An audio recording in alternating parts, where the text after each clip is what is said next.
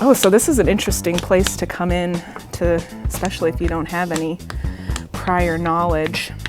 Because I already have a piece sitting here, and I'm not actually going to traditionally center today.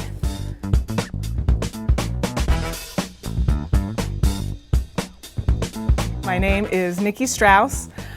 I work here at Rosewood. I teach classes, summer camps, and I'm also the resident artist in my resident artist studio. I am working on my show. It's going to be spring 2021 now, and I'll fit inside them hopefully in the show, because I'm trying to figure out what the point of making really giant work is. I'm trying to push my boundaries. I also got inspired by a recent demonstration that I witnessed, and making afterlife preparations is something that humans tend to do, and to explore that in different ways, I guess. And this particular clay is a little extra special because it's the reclaim that part of my tasks as the resident artist. I reclaim all the community's clay. So there's also kind of a community aspect to this project already. Right now, this vessel has been thrown probably several times now, and I'm trying to center it a little bit better. I'm using this rib that has these serrations in it so that it'll help move the clay, and you can kind of see how I've been shaping the clay, because you got to feel the clay to know what it's doing.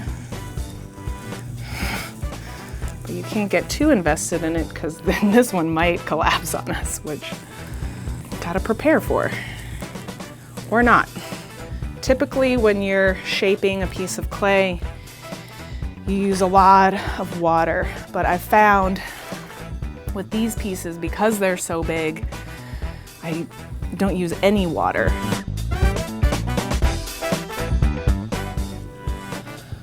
Yes, it worked. Okay, now we give it a nice shave. So I'm gonna smooth all of those scratches out. So this is probably at least 50 pounds of clay.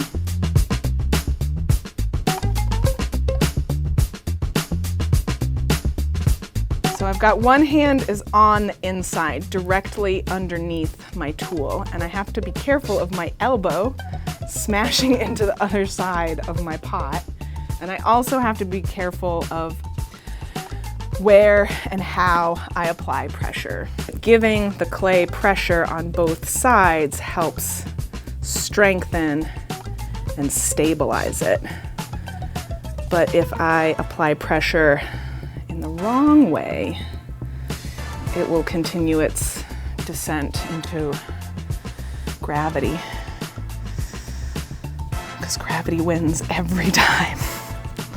And so it's kind of this negotiation.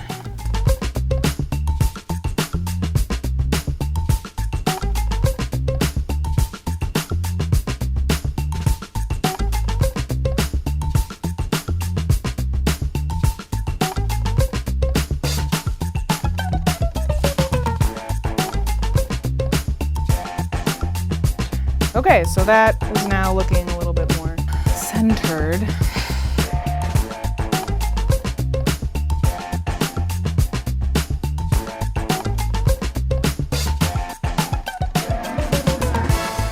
You gotta breathe into these things, because if you don't breathe, then you don't get very far.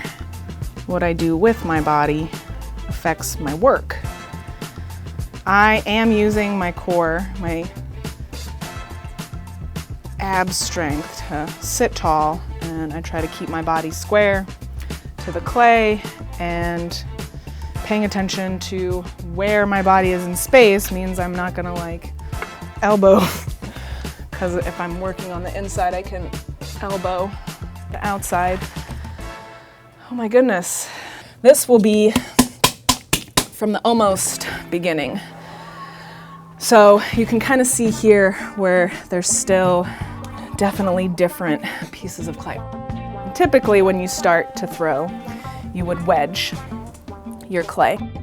This clay isn't exactly perfectly consistent because it's made of a mixture of all the clay everybody uses here, which is part of why it's one of my favorite clays to use. And so that mixes different kinds of clay together. It forces air bubbles out. It also imparts this spiral. Plop this down in the center of the wheel, and then it would make the spiral tighter as I press on it. This has not been wedged. This has been extruded straight out of this big, giant, kind of terrifying mixing machine. It's got these metal blades that kind of smash the clay together, called an auger.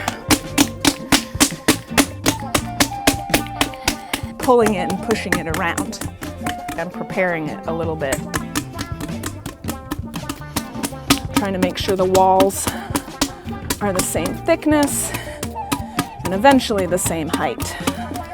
I'm using my hands this way on the inside and the outside. So I'm centering both the inside and the outside of this object at the same time. Annular centering.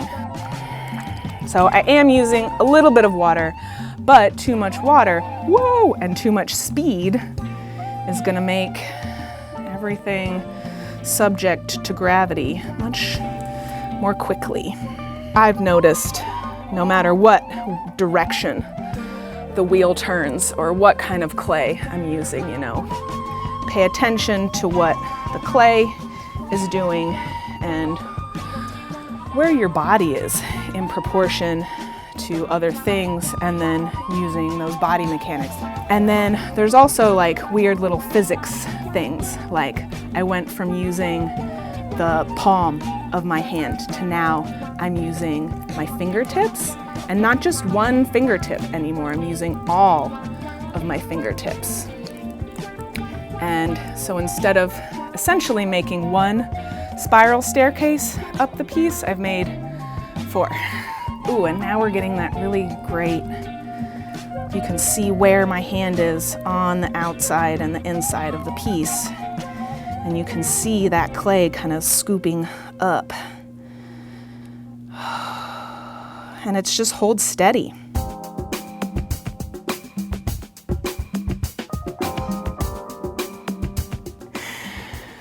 Oh, but that's good. I got a little bit of height there, so I'm trying right now to both center and to make this much, much taller.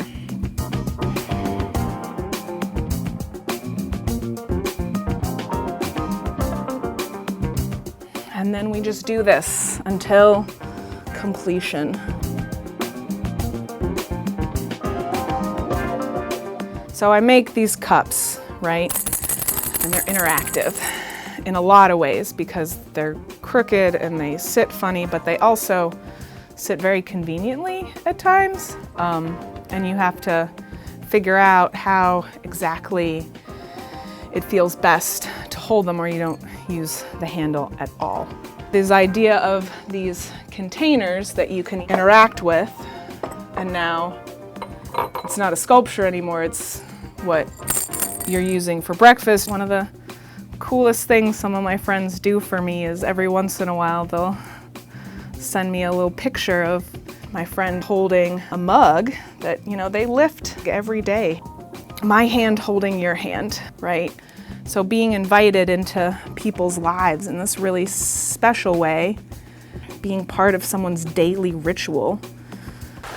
All of these aspects of like, why am I making these things for people to use? Because machines can make these dishes maybe better, faster, cheaper, but if I am imparting myself in them, even when they're just a plain cup, if I have this aspect that I definitely contributed, right? This reason that it's important. We're making these artifacts and they will very likely outlast our tiny human existence. And I am Nicki Strouss. I'm the resident artist here at Rosewood. I teach classes. I'll have a show in the spring of 21. Have a great one, and I'll see you when I see you.